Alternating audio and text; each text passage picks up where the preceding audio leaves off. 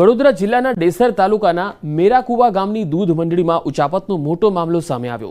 ધારાસભ્ય કેતન ઇનામદારે આરોપ કર્યા બાદ મંડળીના મંત્રી વિક્રમ પરમારે પ્રેસ વાર્તા યોજી આ મુદ્દે ખુલાસો કર્યો। તેમણે સ્વીકાર્યું કે તેમણે મૃતક સભ્યોના ખાતામાંથી પૈસા ઉપાડી જાતે સહી અને અંગૂઠા કરીને રકમ ઉપાડી હતી। મંત્રી પરમારે દાવો કર્યો કે રૂપિયા મંડળીના હિત માટે ખર્ચ્યા હતા। સાથે વરસડા ગામની ડેરીના મંત્રી પર પણ 3,64,000 ઉચાપતનો આક્ષેપ મૂક્યો। વિક્રમ પરમારે પોતાની ભૂલ માનીને જે સજા થાય તે સ્વીકારવાની પણ જાહેરાત કરી। મેરાકુવા દૂધ મંડળીમાં 9 વર્ષથી હું ફરજ બજાવતો હતો। માન્ય કેતનભાઈ ધારાસભ્ય દ્વારા મારા પર આક્ષેપો મૂકવામાં આવેલા કૌભાંડ કર્યા બાબતમાં। જે મંડળીમાં મેં કોઈ જાતનું કૌભાંડ કરેલ નથી। જે બરોડા ડેરીમાં વહીવટી માળખામાં દર વર્ષે જે ઓડિટ થતા હોય, દર વર્ષના મારા ઓડિટ હિસાબો ક્લિયર છે, જેમાં મારે કોઈ ઉચ્ચાપત કે કોઈ કૌભાંડ મારા ઓડિટની અંદર કોઈ બતાવેલ નથી। અરવલ્લી જિલ્લાના બાયડ તાલુકાની રૂપનગર ગ્રામ પંચાયત સમરસ બની છે। વિભાજન બાદ પ્રથમ ચૂંટણીમાં જ સમરસ થઈ ગઈ છે panchayat.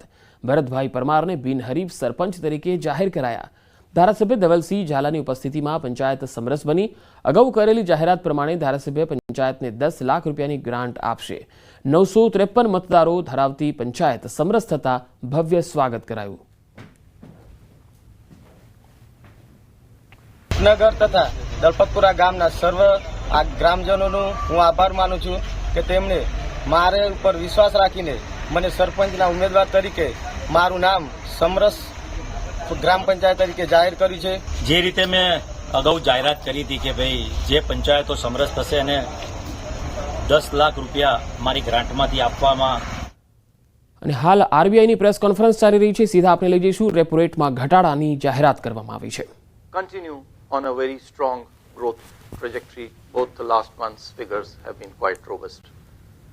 Going forward, the outlook for agriculture sector and rural demand is expected to receive further impetus by the expected above normal southwest monsoon rainfall. On the other hand, sustained buoyancy in services activity should nurture revival in urban consumption. The healthy balance sheets of banks and corporates, governments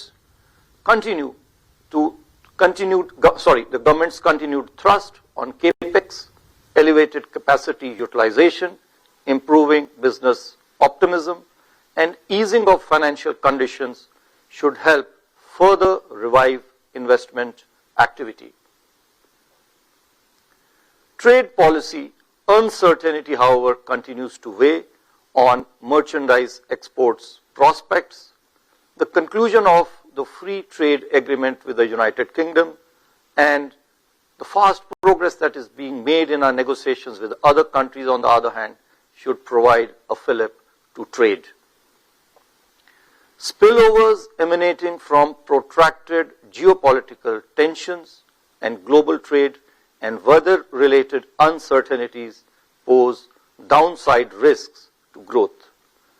Taking all these factors into consideration, real GDP growth rate for this year 25-26 is projected at 6.5%.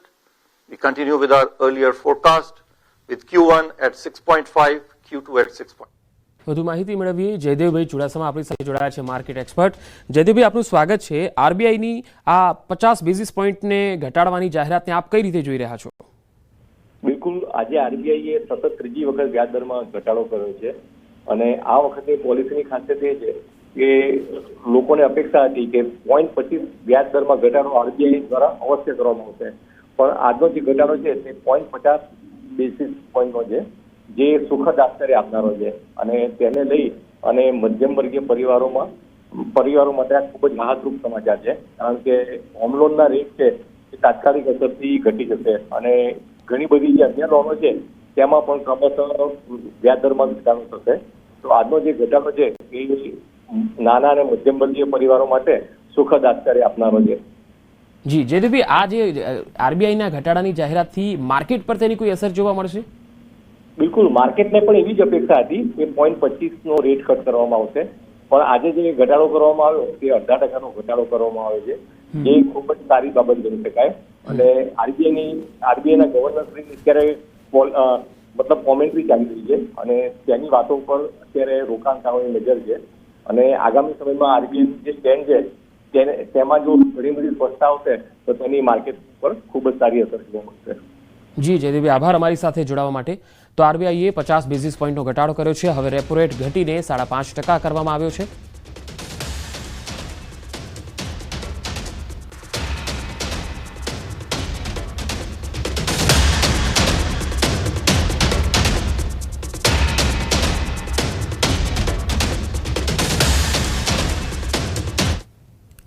ડભોઈમાં આવેલા સુપ્રસિદ્ધ ઐતિહાસિક ધામ ચાણોદમાં નર્મદા નદીમાં ગંગા દશહરા પર્વ ચાલી રહ્યો છે. ત્યારે પરિંદુ ભગત તેમજ અનુરાધા પોંડવાલ સહિત ગ્રામજનો દ્વારા માં નર્મદાની પૂજા અર્ચના કરવામાં આવી હતી. ખાસ કરીને મનુષ્ય પોતાના જીવનમાં 10 પ્રકારના પાપથી મુક્તિ મેળવવા માટે આ ગંગા દશહરા પર્વે પૂજા અર્ચના કરી પોતે ધન્યતા અનુભવે છે.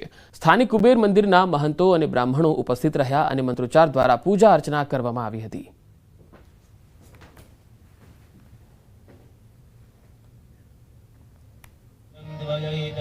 તો ગંગા દશહરા પર્વ પર વિશેષ આરતી કરવામાં આવી.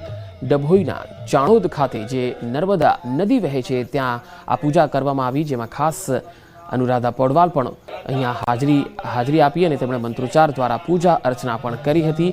અહીંયા જે મહંતો અને બ્રાહ્મણો છે તેઓ પણ ઉપસ્થિત રહ્યા અને તેમણે આ પૂજા વિધિ સંપન્ન કરાવી હતી.